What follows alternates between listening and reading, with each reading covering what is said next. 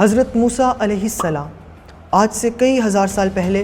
اس دنیا میں اللہ تعالیٰ نے اپنے ایک نبی حضرت موسیٰ علیہ السلام کو بھیجا۔ حضرت موسیٰ علیہ السلام نے جب فرعون کو شکست دی تو آپ نے بنی اسرائیل جو آپ کی قوم تھی اس کو ایک ایسی آرمی سے لڑنے کا کہا جن کو عمالقہ کہا جاتا ہے۔ عمالقہ اس وقت تعداد میں بہت زیادہ تھے اور اپنے آپ کو بہت زیادہ طاقتور سمجھتے تھے، اور وہ اس وقت فلسطین پر قابض ہو چکے تھے جو پہلے حضرت موسیٰ علیہ السلام کی قوم کے انڈر تھا۔ اب بنی اسرائیل نے حضرت موسیٰ سے کہا کہ ہم عمالقہ سے نہیں لڑیں گے، تو اس وجہ سے بنی اسرائیل کو ایک صحرا جسے صحرائے سینا کہا جاتا ہے وہاں قید کر لیا گیا۔ اسی دوران حضرت موسیٰ علیہ السلام کی وفات ہو جاتی ہے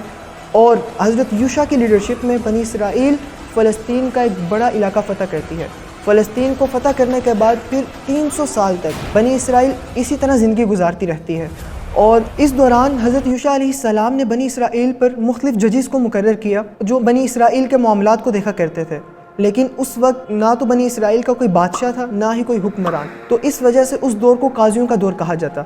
کسی بادشاہ کے نہ ہونے کی وجہ سے بنی اسرائیل پر آس پاس کی قومیں حملہ کرتی اور بنی اسرائیل اس طرح کمزور ہوتی چلے گی، اور آخر میں ایک اشدودی قوم نے بنی اسرائیل پر اتنا زوردار حملہ کیا کہ بنی اسرائیل کو سخت شکست دی، اور وہ صندوق جس میں حضرت موسیٰ اور حضرت ہارون علیہ السلام کی کچھ یادگار چیزیں، تورات کے نسخے اور آسمان سے اترنے والی غذا من و سلوہ محفوظ تھی، وہ اٹھا کر لے گئے۔ اس شکست کے بعد بنی اسرائیل بہت زیادہ مغلوب رہی، اور پھر اللہ تعالیٰ نے بنی اسرائیل میں سے ہی ایک نبی کو منتخب فرمایا، ان کا نام حضرت شموئیل علیہ السلام ہے۔ اب حضرت شموئیل علیہ السلام سے بنی اسرائیل نے یہ ریکویسٹ کی کہ آپ ہم پر کوئی ایسا بادشاہ مقرر کیجئے جس کی لیڈرشپ میں ہم آس پاس کی قوموں سے لڑ کر اپنے وطن کو واپس لے سکیں اور پھر آسانی اور سکون والی زندگی گزار سکیں۔ تو حضرت شموئیل علیہ السلام نے بنی اسرائیل سے کہا کہ جس شخص کو اللہ نے تم پر بادشاہ بنایا ہے اس کا نام طالوت ہے۔ اب طالوت علیہ السلام کا جب بنی اسرائیل کو پتہ لگا کہ طالوت کو بادشاہ بنایا گیا تو بنی اسرائیل نے کہا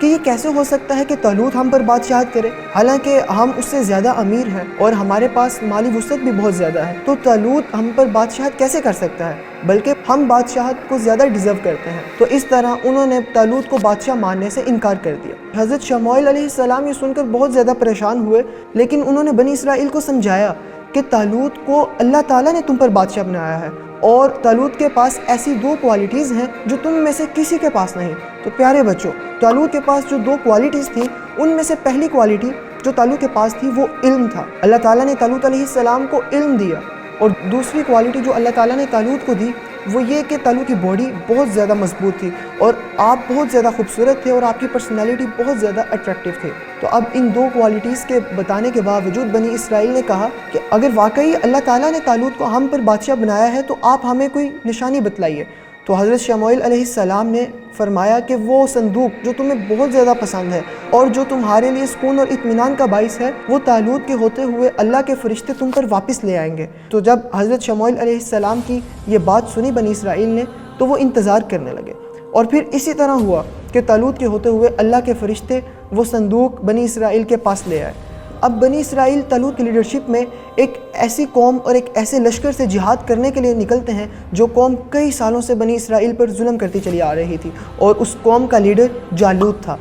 اب طالوت علیہ السلام اور ان کا لشکر جالوت اور اس کے لشکر کے مقابلے کے لیے جب روانہ ہوتے ہیں تو راستے میں ایک دریا آتا ہے جسے نہر الشریعہ یا دریائے اردن بھی کہا جاتا ہے، کیونکہ یہ دریا جارڈن کے قریب واقع ہے۔ جب طالوت دریا کے قریب پہنچے تو طالوت نے اپنے لشکر سے کہا کہ اللہ تعالیٰ تمہارا اس دریا کے ذریعے ایک ٹیسٹ لینا چاہتے ہیں، تم میں سے جو شخص اس ٹیسٹ میں پاس ہو گیا وہ اللہ تعالیٰ کے نیکوکار بندوں میں شامل ہو جائے گا، اور جو شخص اس ٹیسٹ میں فیل ہو گیا وہ اللہ کے عذاب کا مستحق بنے گا۔ اور وہ ٹیسٹ یہ تھا کہ طالوت نے کہا کہ اس دریا سے گزرتے وقت تم صرف چلو بھر پانی پی سکتے ہو، اور اگر کسی نے پیٹ بھر کر پانی پیا تو اس کا میرے لشکر سے کوئی تعلق نہیں۔ جب طالوت اور ان کا لشکر دریا کے قریب پہنچا تو دیکھا کہ اتنی زیادہ گرمی ہے اور شدید پیاس لگی ہے، تو بہت سے لوگوں نے پیٹ بھر کر پانی پیا،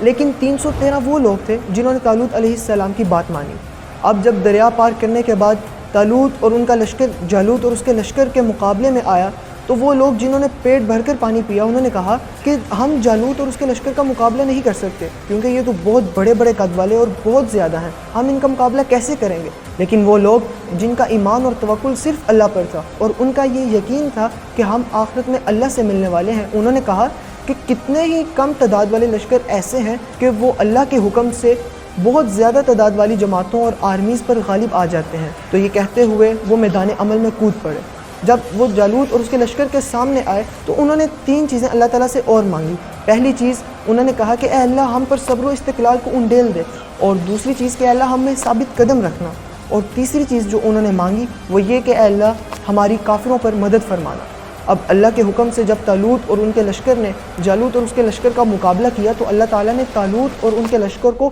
فتح اور کامیابی عطا فرمائی۔ لیکن طالوت اور ان کے لشکر نے جالوت اور اس کی قوم کا خاتمہ کیسے کیا؟ تو پیارے بچوں، طالوت کے لشکر میں ایک نوجوان بھی موجود تھا۔ اس نوجوان نے کہا کہ میں جالوت کو ختم کروں گا، کیونکہ وہ نوجوان بہت زیادہ بہادر اور بہت دلیر تھا۔ جب وہ جالوت کے مقابلے میں آیا تو جالوت جو بہت بڑے قد والا اور بہت زیادہ طاقتور تھا، اس نے اس لڑکے کو دیکھ کر کہا کہ یہ میرے سے لڑے گا؟ تو وہ ہنسنے لگا، لیکن اس لڑکے کا ایمان اور توکل صرف اللہ پر تھا۔ تو اس نے اللہ کا نام لے کر اپنے فلاخن میں ایک پتھر ڈالا اور گھما کر جالوت کے سامنے پھینکا۔ وہ پتھر سیدھا جالوت کی آنکھ میں جا کر لگا۔ جیسے ہی جالوت کی آنکھ میں وہ پتھر لگتا ہے، جالوت اسی وقت زمین پر گر پڑتا ہے اور اسی وقت مر جاتا ہے۔ جالوت کی یہ حالت دیکھ کر اس کی ساری قوم ڈر کر بھاگ جاتی ہے۔ تو اس طرح اللہ تعالیٰ نے طالوت اور ان کے لشکر کو فتح عطا فرمائی۔ وہ لڑکا جس نے جالوت کو قتل کیا وہ کوئی عام لڑکا نہیں، بلکہ وہ اللہ کے نبی حضرت داؤد علیہ السلام تھے۔ حضرت داؤد علیہ السلام کو اللہ تعالیٰ نے بعد میں بادشاہت سے نوازا۔